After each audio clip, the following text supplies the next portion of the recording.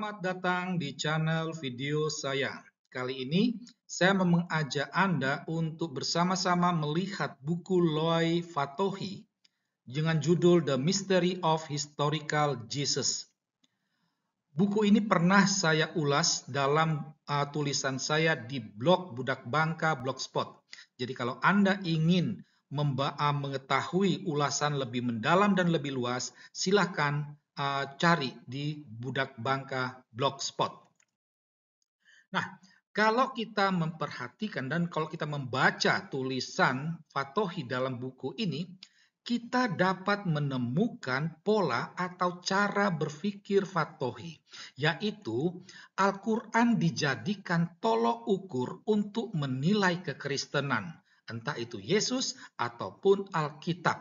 Ya, nah karena itu apa yang bertentangan dengan Al-Quran itu dianggap tidaklah benar alias salah. Ini banyak kita temui dalam buku Historical Jesus ini. Ya, kami hanya menampilkan beberapa saja. Misalnya, dikatakan Yusuf itu tidak ada dalam peristiwa hidup Maria dan Yesus karena Al-Quran tidak menulisnya. Karena itulah Fatohi menilai Al-Quran memperbaiki Injil. Nah, itu karena harus berdasarkan Al-Quran. Atau contoh lain, Fatohi menilai penulis Injil telah mengubah tempat kelahiran Yesus karena Al-Quran menyebut Yesus lahir di bawah pohon kurma. Itu. Atau contoh lain, Fatohi mengatakan bahwa pembantaian anak-anak di Bethlehem itu tidak terjadi karena tidak ditulis Al-Quran. Masih banyak contoh-contoh lain. Karena apa? Karena Al-Quran itu dijadikan tolok ukur untuk menilai. Ya. Nah, sekarang kita coba melihat, meninjau beberapa hal kritis, mengkritisi buku Fatohi, Historical Jesus ini. Ya. Ada beberapa poin yang perlu disampaikan di sini. Lebih lanjutnya silahkan baca di blog saya. Ya. Fatohi mengatakan bahwa kisah kehamilan Maria itu tidaklah historis karena berbeda dari Injil yang satu ke Injil yang lain. Itu. Ini sama halnya dengan mengatakan bahwa perang di Vietnam itu tidaklah ada, tidaklah benar, ya, tidaklah historis. Karena apa? Berbeda versi Amerika dengan versi Vietnam. Ya, jadi di sini mau dikatakan cara pikir Fatohi ini, apa yang berbeda itu berarti itu tidak ada, tidak historis. Ini kan sangat konyol pemikiran yang dilahirkan oleh seorang doktor, itu ya. Atau Fatohi mengatakan bahwa Yesus memerintahkan umat Kristen untuk menerima Muhammad yang melanjutkan ajaran Yesus. Fatohi dia tidak mengkritisi, ya. Benar tidak Muhammad itu melanjutkan ajaran Yesus? Dalam hal apa Muhammad melanjutkan ajaran Yesus? Karena kalau dia dilihat secara jujur, tampak jelas Muhammad justru melawan ajaran Yesus. Yesus mengajarkan cinta kasih. Muhammad justru mengajarkan pembunuhan, kebencian, kesadisan, dan kebiadaban. Ya, itu terekam dari kata-kata Kaisar Bizantium. Ya. Selain itu juga Yesus mengajarkan monogami, sementara Muhammad mengajarkan poligami. Yesus menolak yang namanya perceraian, Muhammad justru mengajarkan perceraian. Ini kan jelas bertentangan. Kok dikatakan melanjutkan? Ini kan sangat aneh, tidak masuk akal. Ya, ini contoh lain.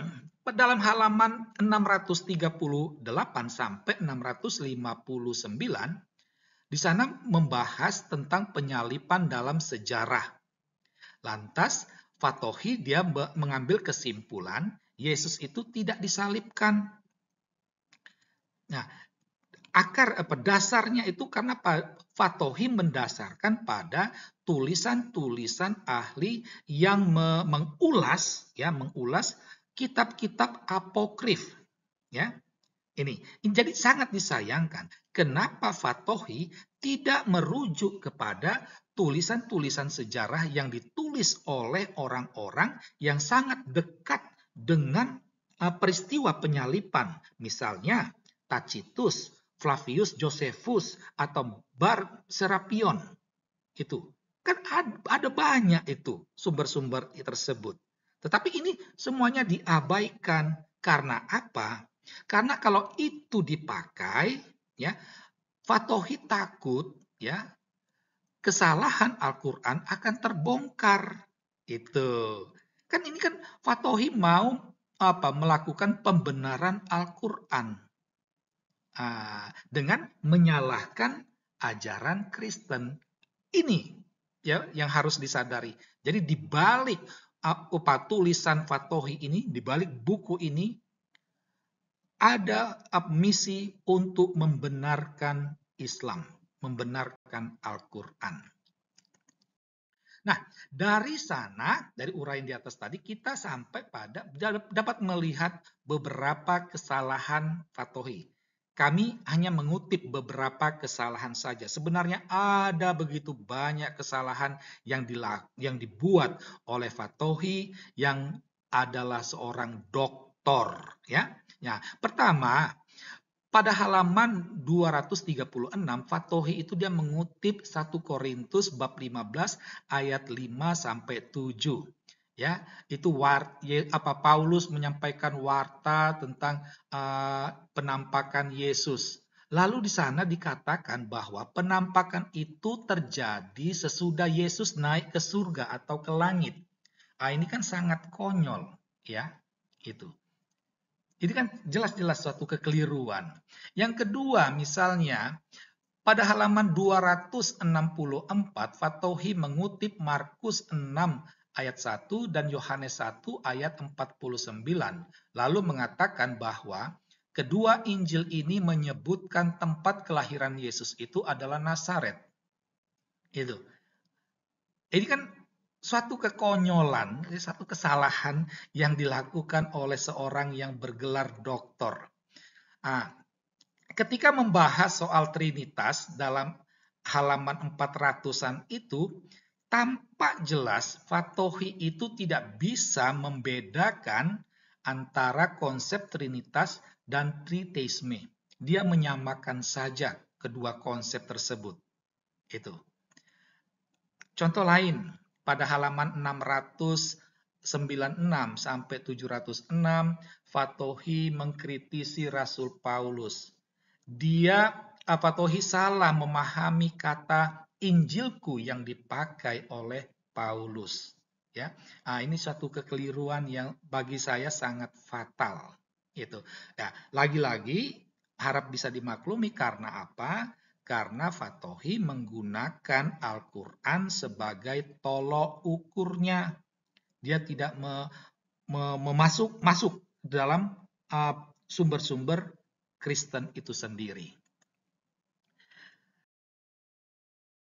Dari sini kita sampai pada kesimpulan. Ada beberapa yang dapat kita ambil sebagai kesimpulan dari uraian di atas.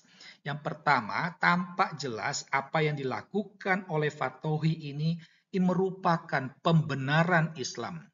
Dan umumnya yang seringkali terjadi, pembenaran Islam itu dilakukan dengan menyalahkan atau menjelek-jelekkan ajaran Kristen. Ya. Jadi apa yang dilakukan Fatohi ini banyak kita temukan dilakukan oleh beberapa umat Islam. Salah satunya adalah Profesor Ustadz Dr. Manachem Ali.